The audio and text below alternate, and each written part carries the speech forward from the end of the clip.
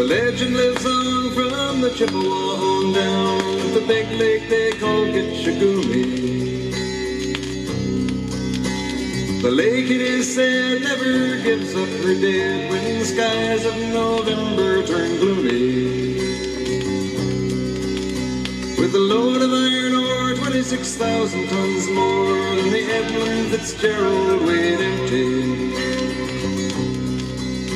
That good ship and true was a bone to be chewed when the gales of November came early. The ship was the pride of the American side, coming back from some mill in Wisconsin. As the big freighters go, it was bigger than most, with a crew and good captain well seasoned, concluding some terms with a couple of steel firms when they left fully loaded for Cleveland. Then later that night when the ship's bell rang, could it be the north wind they'd been feeling?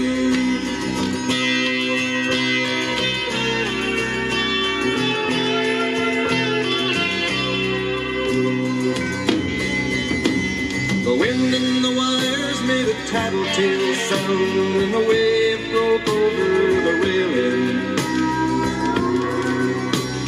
And every man knew, as the captain did too, 'twas the witch of November come stealing. The dawn came late and the breakfast had to wait when the gales of November came slashing. When afternoon came, it was freezing rain in the face of a hurricane west wind.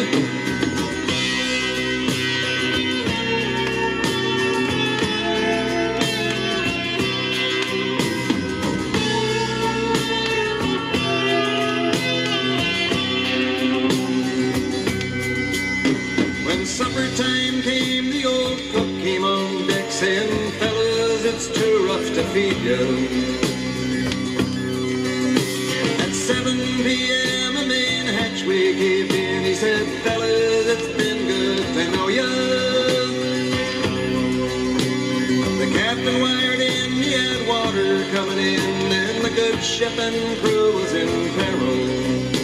And later that night when his lights went out of sight, came the wreck of the Edmund Fitzgerald.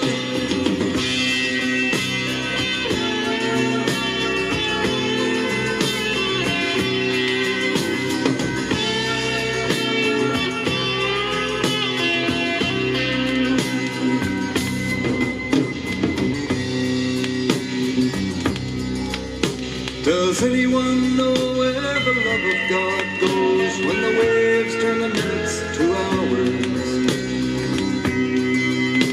The searchers all say they'd have made Whitefish Bay if they'd put 15 more miles behind her. They might have split up or they might have capsized. They may have broke deep and took water. And all that remains is the faces and the names of the wives and the sons and the daughters.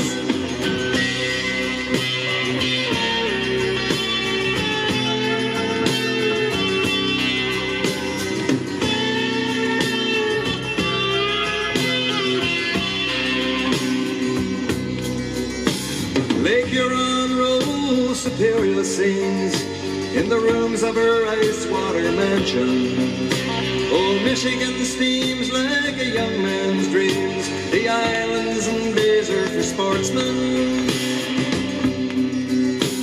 And farther below, Lake Ontario takes in what Lake Erie can send her. The iron boats go as the mariners all know, with the gales of November remembered.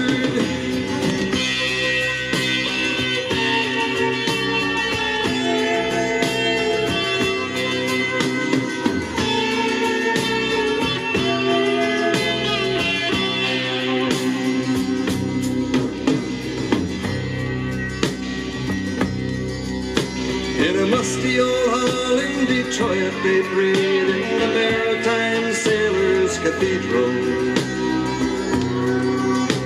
The church bell chimed till it rang 29 times for each man on the Edmund Fitzgerald.